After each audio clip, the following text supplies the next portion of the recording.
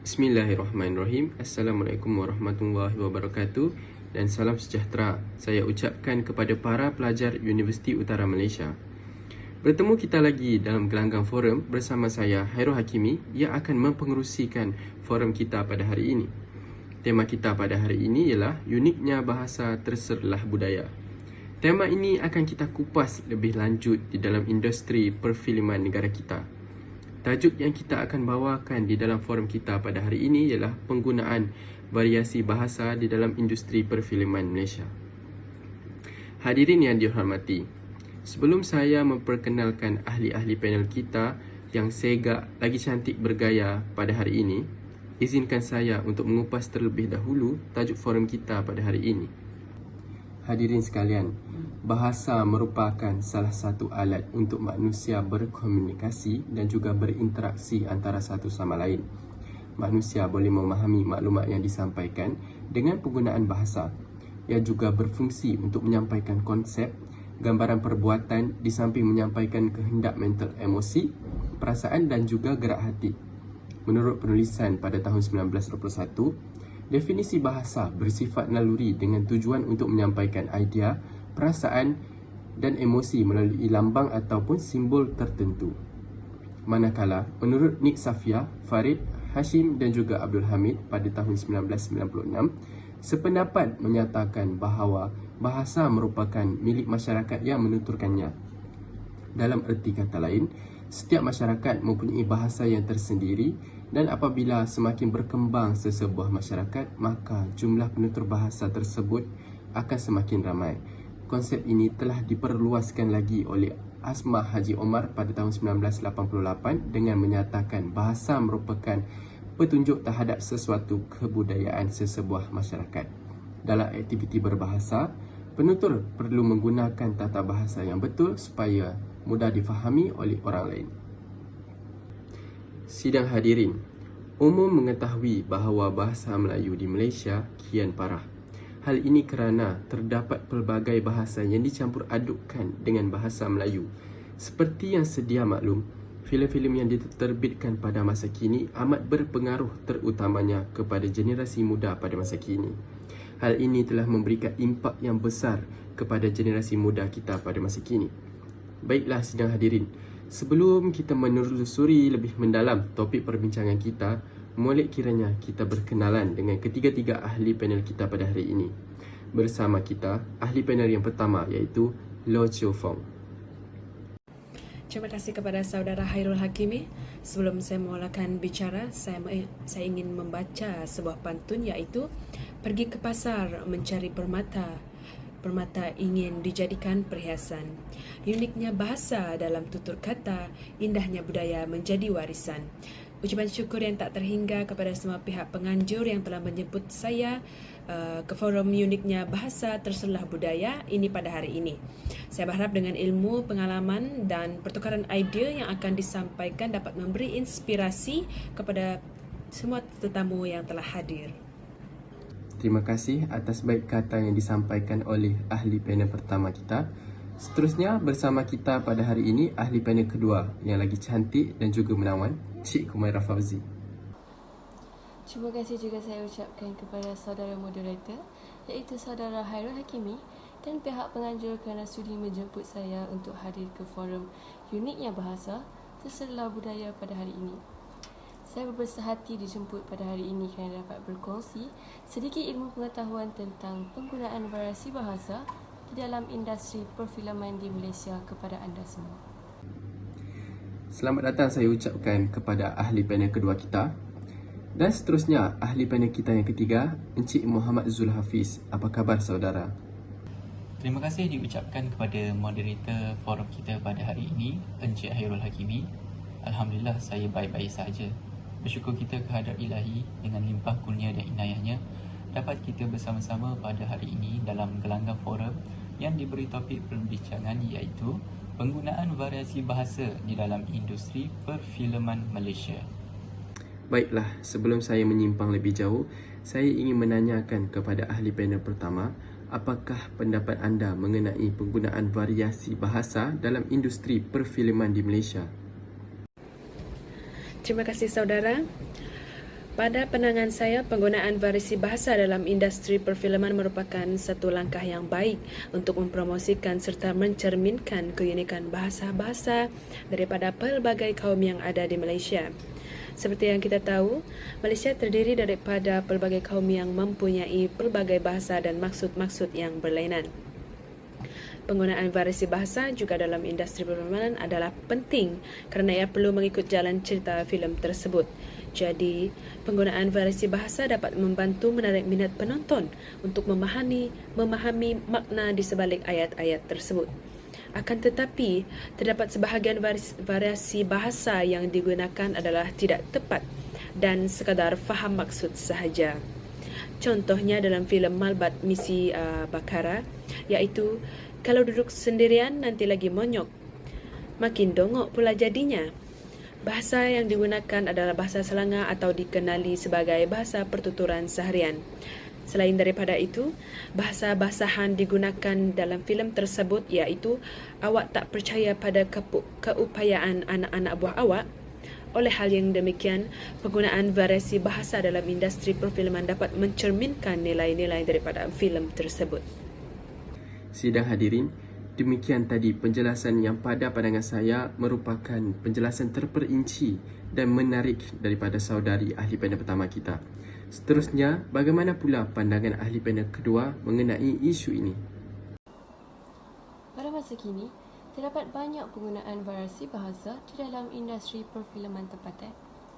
Variasi bahasa merupakan cerminan bagi sesebuah budaya. Setiap budaya mempunyai kepelbagaian dan keunikan bahasa tersendiri. Keunikan bahasa juga menunjukkan identiti bagi sesebuah masyarakat. Penggunaan variasi bahasa dalam satu masyarakat sering dikaitkan dengan kepribadian bangsa masyarakat tersebut sendiri. Budi bahasa, tutur kata, adat dan sikap seseorang akan menggambarkan keunikan sesebuah budaya penutur. Sebagai contoh, kita dapat lihat penggunaan bahasa Selangor di dalam filem KL Gangster. Di dalam filem tersebut, seorang pelakon ada menyebut perkataan goyang. Di dalam konteks ini, perkataan goyang itu sendiri merujuk kepada perasaan gentar atau takut terhadap suatu perkara. Bahasa Selangor mempunyai ciri-ciri kerahsiaan yang hanya diketahui dan difahami oleh suatu kelompok masyarakat yang hanya bertujuan untuk sekadar suka-suka. Selain itu, di dalam filem ini juga terdapat penggunaan bahasa argot seperti pancung samalu. Penggunaan bahasa argot biasanya digunakan oleh masyarakat kelas bawahan yang mengamalkan kehidupan yang tidak sihat seperti golongan samsing dan penagih dadah. Akhir sekali, kita boleh lihat di dalam filem Pascal terdapat penggunaan bahasa kolokial atau dikenali sebagai bahasa basahan. Dalam filem tersebut, seorang pelakon ada menyebut, "Aku tak nak mati di sini." Perkataan yang sebenarnya ialah tidak mahu di sini telah dipendekkan menjadi tak nak. Oleh itu, penggunaan variasi bahasa mestilah selari dengan tingkah laku sesebuah masyarakat dan penggunaan variasi bahasa dalam kalangan masyarakat mencerminkan sesebuah masyarakat. Terima kasih ahli panel kedua kita tentang penjelasan yang panjang lebar tadi. Bagaimana pula dengan pendapat ahli panel kita yang ketiga mengenai isu ini? Silakan. Terima kasih kepada moderator di atas persoalan yang telah diajukan itu. Jadi penggunaan variasi bahasa juga boleh kita lihat dalam dialek geografi yang melibatkan dialek selatan, dialek utara dan juga dialek pantai timur. Di sini, saya hendak tekankan berkenaan dengan dialek pantai timur. Jadi dialek-dialek di pantai timur seperti di Kelantan, Terengganu dan Pahang memiliki ciri khas yang mencerminkan identiti budaya dan juga sosial masyarakat di negeri tersebut. Jadi salah satu ciri paling mencolok dari dialek ini adalah berkenaan dengan kosakata dan istilah tempatan yang digunakan dalam percakapan seharian. Misalnya perkataan dok, DOK, sering digunakan sebagai pengganti kata kepada tidak dalam dialek Kelantan. Selain itu, bentuk tata bahasa dalam dialek Pantai Timur juga merupakan variasi yang unik. Penggunaan kata kerja dalam bentuk yang berbeza atau penyusunan ayat yang khas dapat membezakan dialek ini dari dialek-dialek lain di Malaysia. Selain itu, Beberapa variasi dalam penggunaan kata ganti juga dapat ditemui dengan cara penggunaan kata ganti orang pertama, kedua dan ketiga yang mungkin berbeza. Sebutan juga menjadi aspek penting dalam dialek Pantai Timur. Beberapa perkataan konsonan atau vokal mungkin diucapkan dengan cara yang berbeza dibandingkan dengan dialek-dialek lain. Pengaruh budaya dan tradisi dapat dicerminkan dalam bahasa seharian seperti dalam peribahasa atau ungkapan khas yang digunakan oleh masyarakat setempat. Sebagai contoh, kita dapat lihat penggunaan dialek Pantai Timur di dalam filem Poya Chong Chode. Jadi di dalam filem tersebut, seorang pelakon telah melontar dialog "Duk rumah belakang dah anak tino kawe". Jadi dalam konteks ini, dialog tersebut merupakan dialek Pantai Timur bagi negeri Kelantan yang bermaksud anak perempuan aku semua dah balik tinggal di sini. Jadi adalah penting untuk diingat bahawa variasi bahasa boleh berlaku walaupun dalam kawasan yang sama, dan perbezaan tersebut boleh mencerminkan kepelbagaian budaya dan sejarah masyarakat tempatan. Oleh hal yang demikian, dalam memahami dialek Pantai Timur adalah penting untuk memberi perhatian kepada konteks sosial, budaya dan sejarah yang membentuk dan mempengaruhi perkembangan bahasa dalam komuniti tersebut. Terima kasih saya ucapkan kepada ahli panel ketiga kita kerana telah memberi buah fikiran yang sangat bernas tentang isu yang telah kita lemparkan. Sidang hadirin yang dihormati sekalian, ingin saya timbulkan sebuah lagi persoalan yang meniti di minda setiap masyarakat di Malaysia. Pada pandangan setiap ahli panel, apakah kesan yang akan timbul sekiranya industri perfilman di negara kita terus menggunakan variasi bahasa yang pelbagai? Kesan yang didapati daripada penggunaan variasi bahasa yang pelbagai dalam industri perfilman di negara Malaysia boleh dikategorikan dalam dua kategori, iaitu kesan baik dan kesan buruk. Kesan baik yang diperolehi adalah bahasa-bahasa yang ada di Malaysia dapat diperkenalkan dan dipromosikan di pelosok dunia.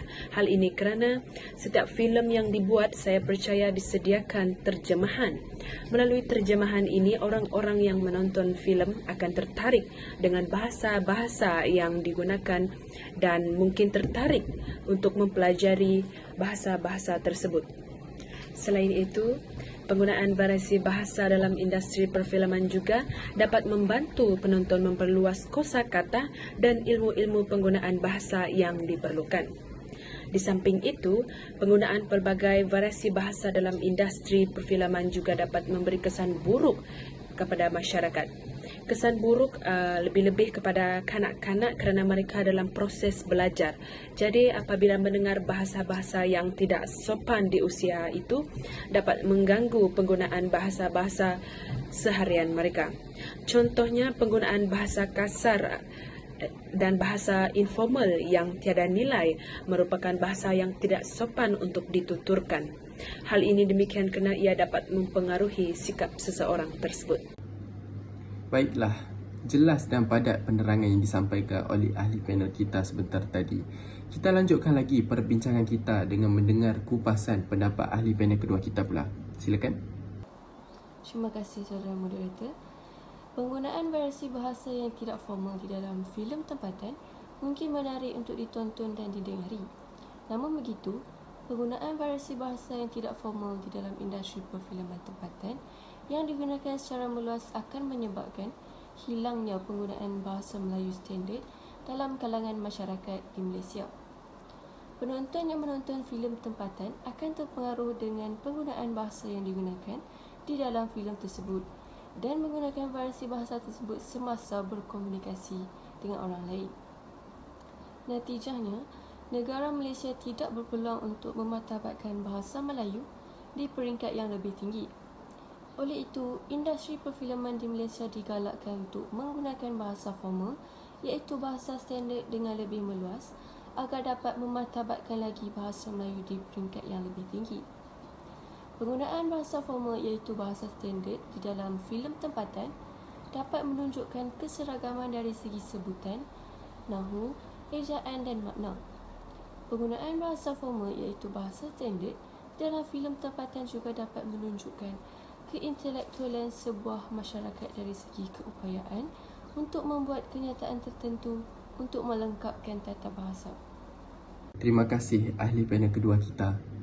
Ringkas tetapi padat isinya, begitulah boleh saya gambarkan penerangan daripada ahli panel kedua. Ahli panel ketiga, boleh saudara memberi pandangan daripada pihak saudara? Silakan. Pada pendapat saya pula, penggunaan variasi bahasa ini kita boleh tengok dalam skop yang lebih luas, dan saya menyokong pendapat yang diutarakan oleh panel yang pertama kerana beliau menyatakan penggunaan variasi bahasa ini mempunyai kesan baik dan juga kesan buruk. Jadi saya ingin menambah lagi pendapat saya dengan menyatakan penggunaan variasi bahasa dalam industri perfilman membolehkan peluang pekerjaan terbuka dengan lebih luas kepada bakat tempatan. Hal ini demikian kerana bakat tempatan boleh menguasai bahasa atau dialek yang tersendiri. Ini juga dapat menyokong pertumbuhan industri lakonan dan memberi peluang pekerjaan kepada pelakon tempatan yang mahir dalam bahasa atau dialek tertentu.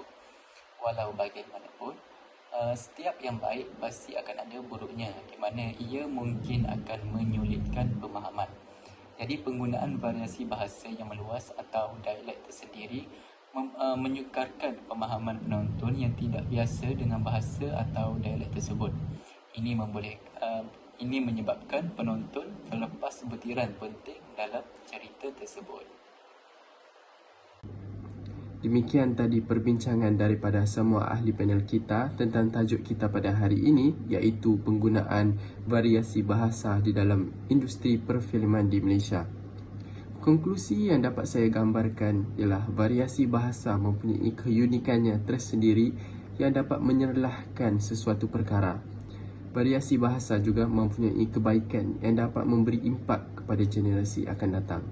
Namun, harus kita ingat variasi bahasa juga mampu memberikan impak yang negatif kepada masyarakat, terutama sekali apabila digunakan dalam industri perfilman. Pihak-pihak yang berwajib hendaklah membincangkan perkara ini ke arah dan ke tahap yang lebih serius agar ianya tidak menjadi duri di dalam daging. Sidang hadirin yang dihormati sekalian, kalau ada sumur di ladang, boleh kami menumpang mandi. Kalau ada umur yang panjang, boleh kita berjumpa lagi. Wabillahi taufiq wal hidayah. Wassalamualaikum warahmatullahi wabarakatuh.